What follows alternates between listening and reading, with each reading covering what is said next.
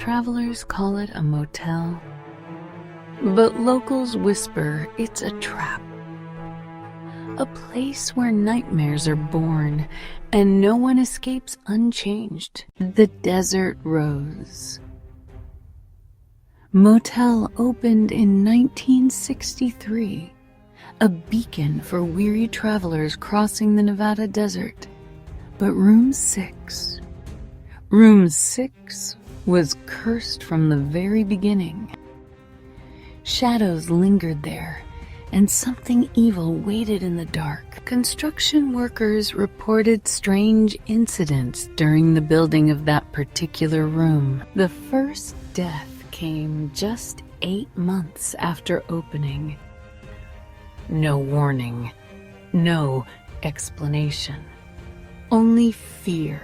Thomas Mitchell, a traveling salesman from Ohio, was found dead in his bed.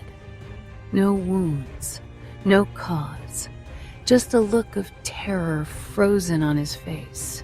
The coroner called it natural causes, but the staff knew the truth. Something in that room wanted him dead. After that night, guests avoided Room 6, but the deaths, they never stopped. By 1980, 17 souls had perished in Room 6. All ages, all backgrounds, all drawn to the same cursed room. Detectives tried to investigate, but every one of them either quit or begged for transfer. The evil was too strong. I've tried everything. Priests, psychics, even had the room demolished and rebuilt. Nothing works. That room, it wants what it wants. The room was sealed in 1985 after the 18th death. For 20 years, it sat empty, locked away like a secret too dangerous to tell. But in 2005, new owners dared to break the seal. And the nightmare began again. Jake and Maria Santos bought the property, planning to restore it to its former glory. The renovation crew reported tools going missing, unexplained cold spots, and the constant feeling of being watched. 3 workers quit before the job was finished, claiming they heard whispers coming from inside the walls. The first guest to stay in the renovated Room 6 was David Chen, a software engineer from California. Housekeeping found David the next morning. Like all the others before him, there were no signs of struggle, no obvious cause of death. But this time, there was something different, something that made even the coroner refuse to enter the room. In 30 years of this job, I've never encountered anything like this. The body showed signs of extreme terror, but there was no physical cause for death.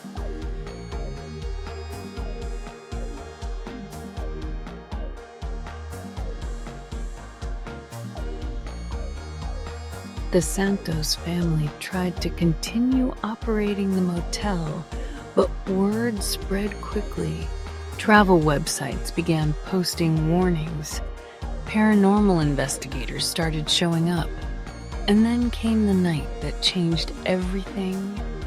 The night 3 college students decided to film their own ghost hunting video in Room 6. All 3 students were found in their beds, arranged as if they had simply gone to sleep.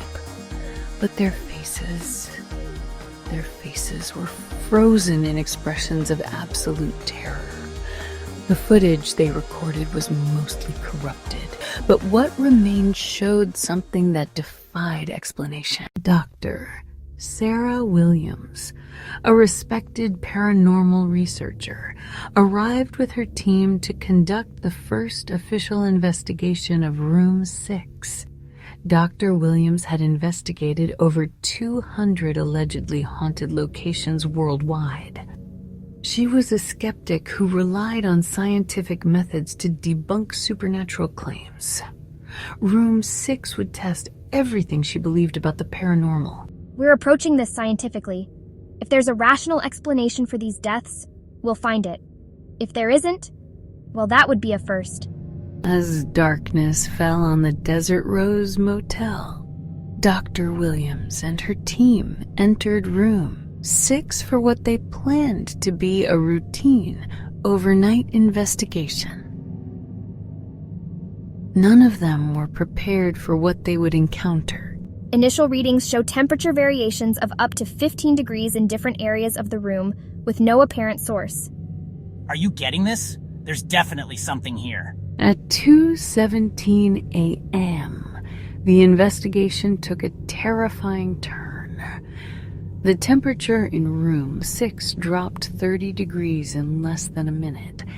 Every piece of electronic equipment began malfunctioning simultaneously. And then they heard it, a voice calling from inside the walls. This is impossible. The voices are coming from inside solid concrete walls. I'm terminating this investigation immediately. What we experienced in there, it defies every scientific principle I know. That room is not safe for human occupation. Dr. Williams never published her findings from room 6. Her team disbanded shortly after, and she retired from paranormal research entirely. But the room's hunger was far from satisfied. Hey guys, Ashley here, and today I'm going to spend the night in America's most haunted motel room. This is going to be epic. Ashley Martinez was a lifestyle influencer with over 500,000 followers.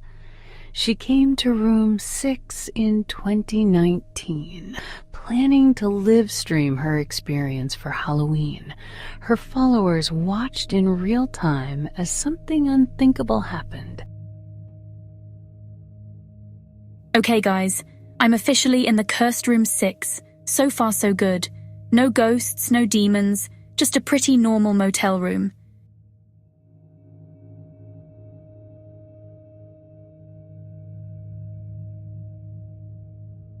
Okay guys, it's getting really cold in here guys, like really cold. My phone is showing it's 45 degrees, but that can't be right.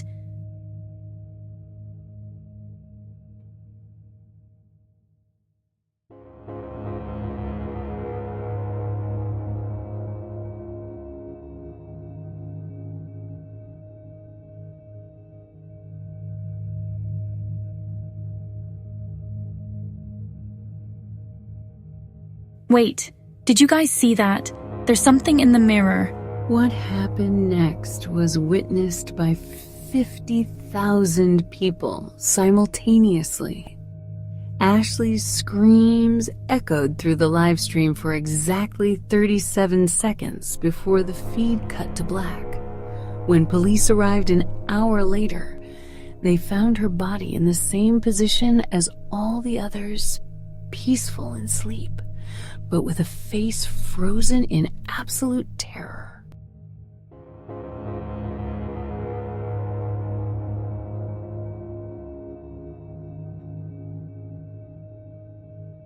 Just 6 months after Ashley's death, despite the warnings and barriers, Room 6 claimed another victim, Frank Morrison, a long-haul trucker from Texas, broke into the sealed room during a thunderstorm. I'm sorry, sir. We're completely booked. You'll have to try the next town over. Come on, man. It's just one night. I've got nowhere else to go. Frank Morrison was found the next morning by the motel owner. But unlike the previous victims, Frank had tried to escape. His body was discovered halfway between the bed and the door, his hand reaching toward the exit he would never reach. The look of terror on his face was so severe that the first responder required psychological counseling. After Frank's death, Room 6 was permanently sealed. The local authorities declared it a public safety hazard. Determined to understand the truth behind Room 6's curse, I began my own investigation. What I discovered in the local archives changed everything I thought I knew about this place. The Desert Rose Motel wasn't built on empty land. It was built on top of something much older and far more sinister. Perdition Creek was a small mining settlement that existed from 1847 to 1889. According to records, it was abandoned suddenly after a series of unexplained deaths. The deaths in Perdition Creek followed the same pattern as Room 6. People found dead in their beds with no apparent cause, their faces frozen in terror. But there was something else. The settlement's church records mention a specific building where the deaths were concentrated, a boarding house that stood exactly where Room 6 is located. Today, in 1889, the entire population of Perdition Creek fled in a single night, leaving behind all their possessions. But Perdition Creek wasn't the beginning. Local Native American tribes had avoided this area for centuries before any white settlers arrived. They called it the place, where spirits feed, and considered it forbidden ground. My grandfather's grandfather told stories of that place. He said the earth there was hungry, that it consumed the life force of anyone who stayed too long. We never camped there, never hunted there. When the white men built their settlement there, we tried to warn them. They wouldn't listen. The earth took them, just like it takes everyone who stays in that cursed place. The pattern became clear. For over 200 years, this location has been consuming human life. The Native Americans knew it. The settlers of Perdition Creek learned it. And now modern travelers continue to fall victim to whatever malevolent force inhabits this cursed ground. Room 6 isn't just haunted. It's a feeding ground for something ancient and evil. Today, Room 6 remains sealed, but the deaths haven't stopped entirely. Just last year, a maintenance worker named Carlos Ruiz was hired to inspect the structural integrity of the sealed room. He was specifically instructed not to enter, only to examine the exterior barriers.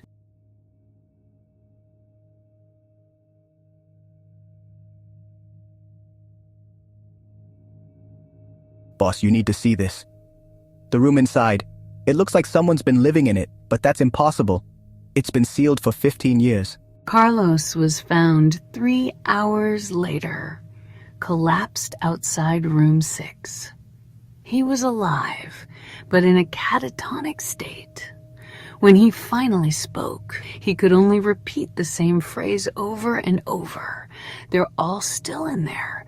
They're all still in there. They're all still in there. They're all still in there. They're all still in there.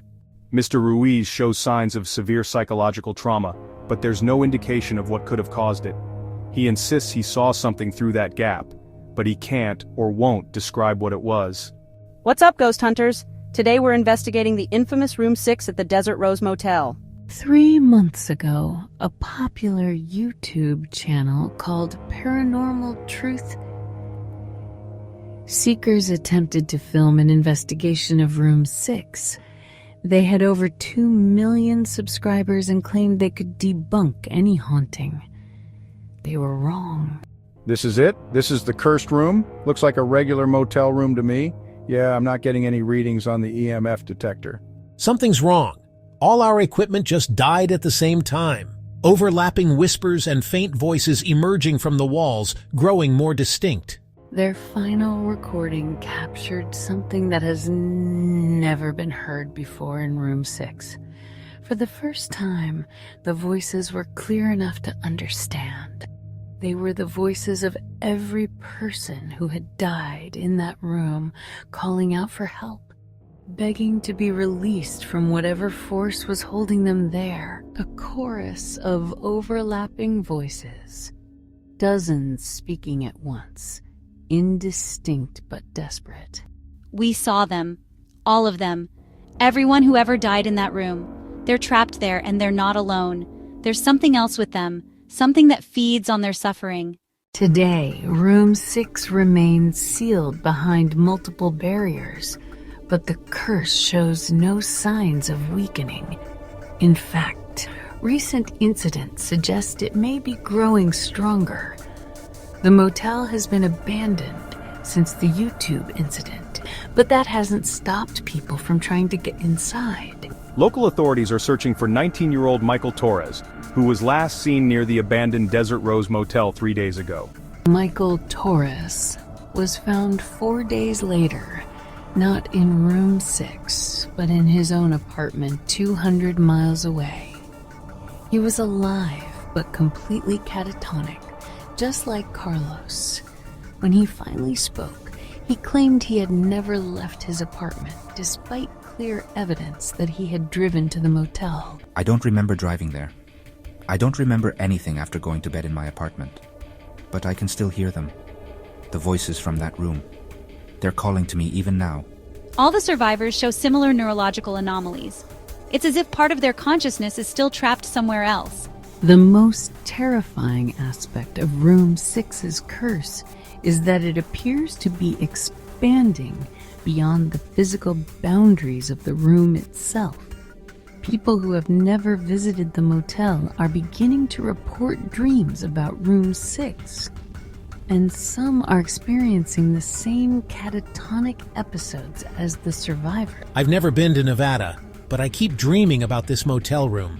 The voices won't stop calling to me. We're seeing a pattern of shared nightmares among people who have no connection to each other except exposure to information about Room 6. It's unprecedented in sleep research. It's as if the curse has learned to spread through modern technology. Every video, every article, every social media post about Room 6 seems to create new connections for the malevolent force to exploit. The more people learn about it, the stronger it becomes.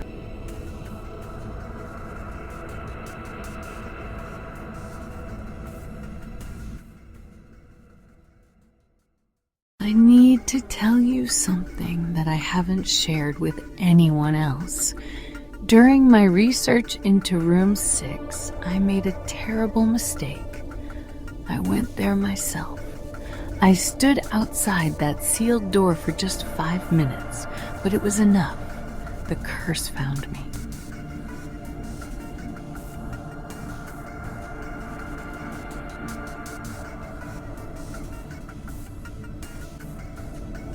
Oh, God. I can hear them. I can hear all of them. Since that day, I've been having the dreams. Every night, I'm pulled back to Room 6. I see all the victims trapped in an endless cycle of terror. And I know that eventually the curse will claim me too. But I had to warn people first.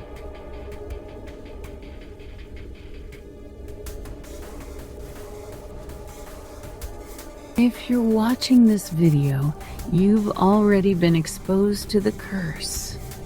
The very act of learning about Room 6 creates a connection that the entity can exploit. Some of you will start having the dreams tonight. Others might not be affected for months or years.